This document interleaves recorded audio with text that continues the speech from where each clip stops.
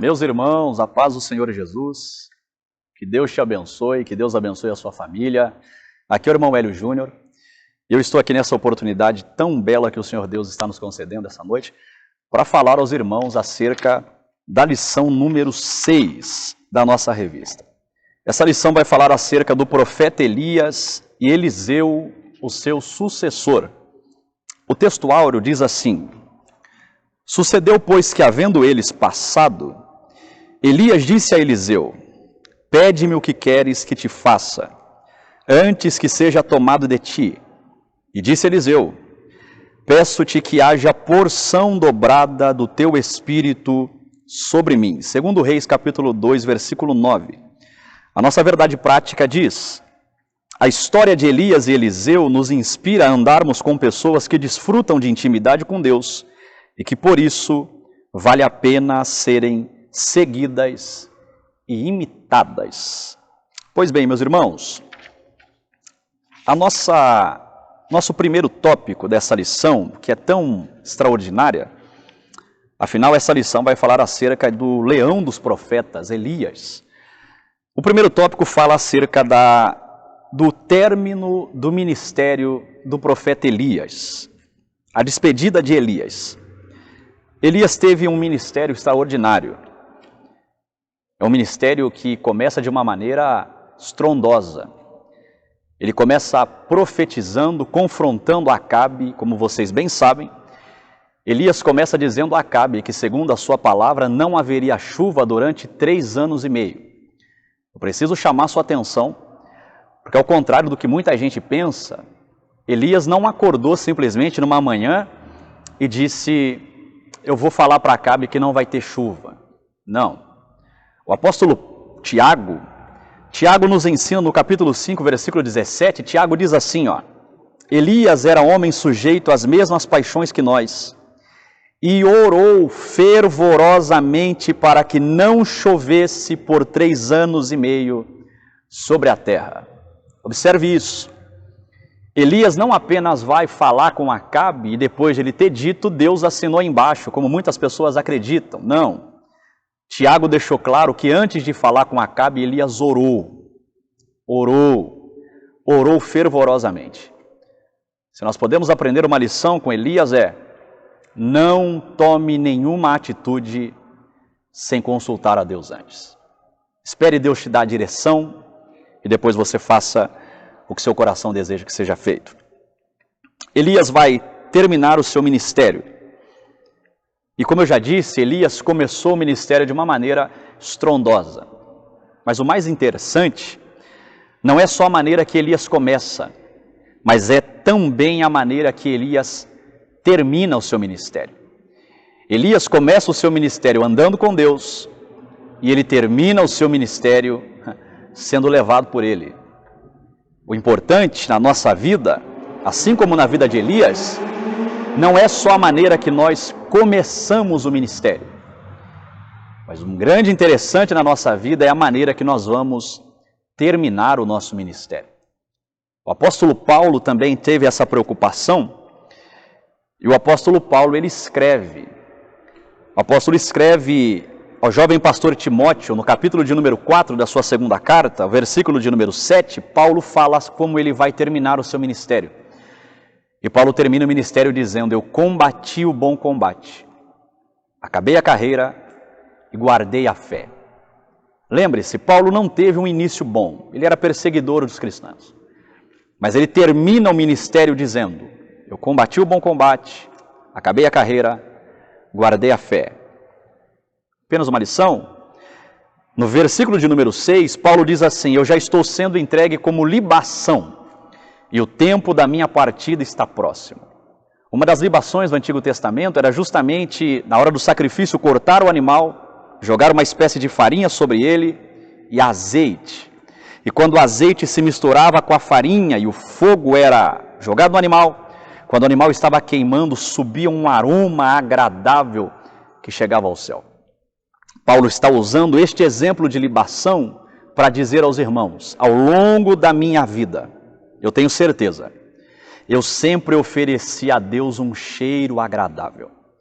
E por oferecer a Deus um cheiro agradável, é que no final da minha vida eu posso dizer: eu combati o bom combate, acabei a carreira e guardei a fé.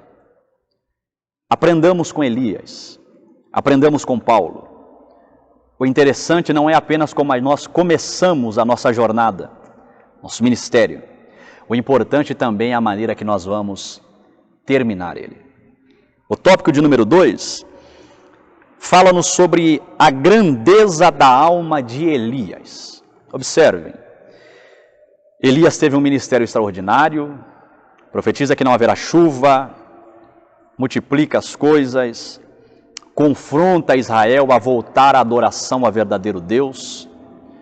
Mas o que é que fazia de Elias ser esse profeta tão extraordinário?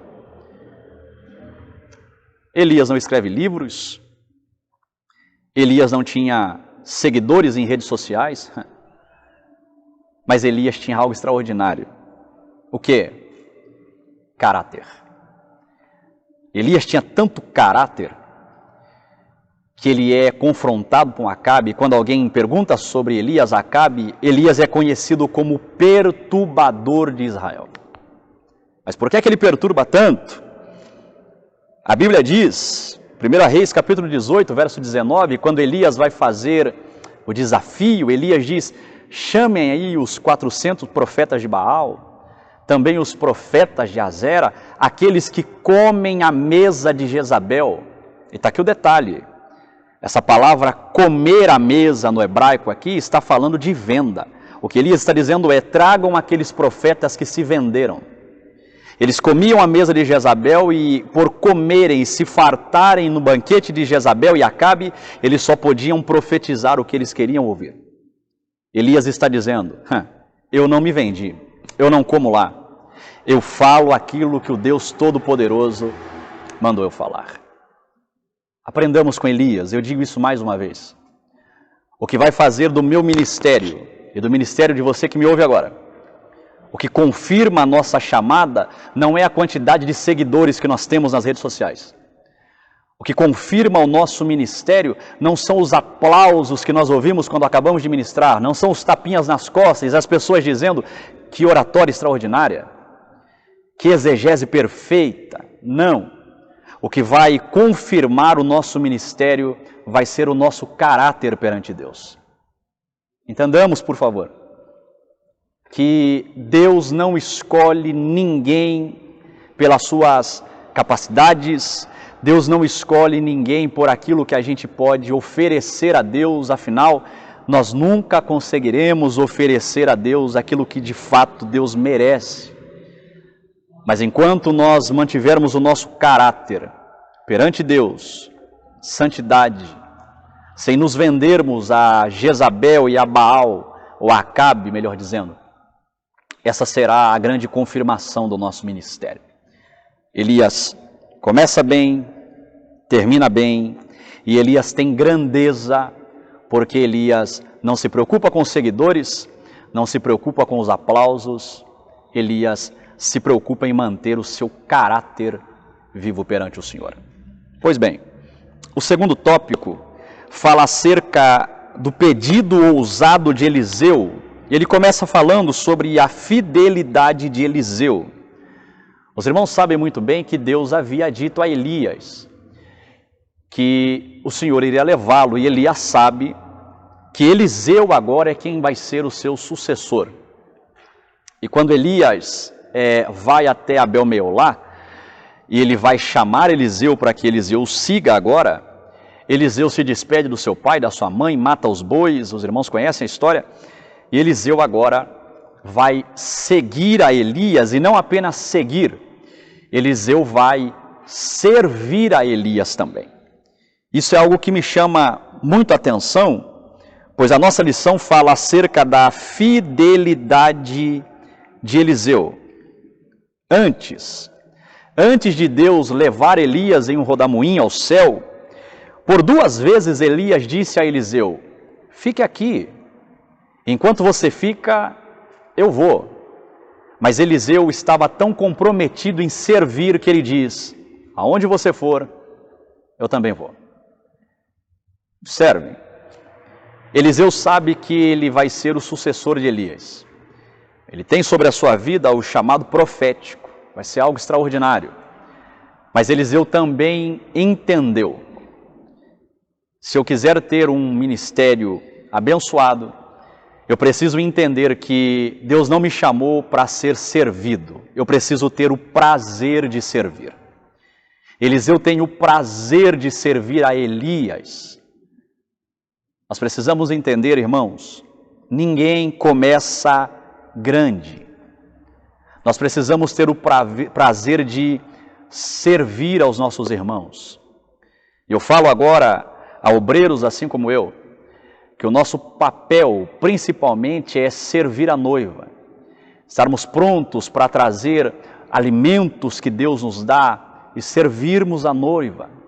Nós somos como um garçom que pega do banquete que Deus está dando e nós estamos servindo a igreja para que eles se alimentem, para que eles saiam saciados. Se nós aprendermos a servir, o nosso ministério será abençoadíssimo. Eliseu sabe, enquanto eu servir a Elias, enquanto eu estiver aos pés de Elias, servindo a ele, haverá uma recompensa de Deus para mim futuramente. E qual é a recompensa? A recompensa vem justamente quando Elias olha para Eliseu e diz para ele assim: pede-me o que você quiser, pede-me o que queres, o que é que você quer que seja feito por você? Eliseu diz assim: eu quero a porção dobrada do Espírito que está sobre ti. Eliseu podia ter pedido dinheiro, fama. Eliseu poderia ter dito: Elias, você é extremamente famoso, mas eu quero ser muito mais famoso do que você. Elias, você é extremamente conhecido, eu quero ser muito mais conhecido. Elias, você não é amado por todos os reis, eu quero ser amado pelo povo, amado pelos reis, amado por todo mundo. Mas Eliseu está precisando, ele está pedindo algo muito mais forte do que isso. Eliseu está dizendo: eu quero porção dobrada do Espírito que está sobre você. Isso é tão extraordinário que a Bíblia diz, Deuteronômio capítulo de número 21, versículo 15 e 17. A Bíblia diz assim que quando um homem tinha um filho, e quando este homem chegava à morte, o seu filho primogênito, ele recebia a porção dobrada. Os seus demais irmãos também recebiam herança, mas o filho primogênito, segundo Deuteronômio 21, ele receberia porção dobrada. Quando Eliseu está olhando para Elias e está dizendo: eu quero a porção dobrada do Espírito que está sobre ti, era como se Eliseu estivesse dizendo a Elias: eu quero herdar a mesma autoridade, a mesma graça, a mesma ousadia, a mesma intrepidez. É isso que eu quero. Eliseu não pede coisas terrenas, isso mexe comigo. Eliseu não pede coisas materiais. Ele está dizendo: eu quero ser usado como você foi. Eu quero ter a mesma autoridade que você tem. Pois bem, para terminar, irmãos, a Bíblia, ou a nossa revista, fala sobre quando Deus vem e os dois estão caminhando juntos. De repente, uma carruagem com carros de fogo desce do céu, separa Elias de Eliseu. E a Bíblia diz que Elias sobe em um redemoinho e ele é levado aos céus. Eu preciso chamar a atenção dos irmãos para um detalhe. Os dois estavam caminhando juntos. Isso mostra, e eles estavam conversando, isso mostra que eles tinham intimidade. Os dois estão caminhando, conversando, e quando eles estão unidos, de repente, vem do céu algo extraordinário. A carruagem de fogo que separa os dois e vai levar Elias embora.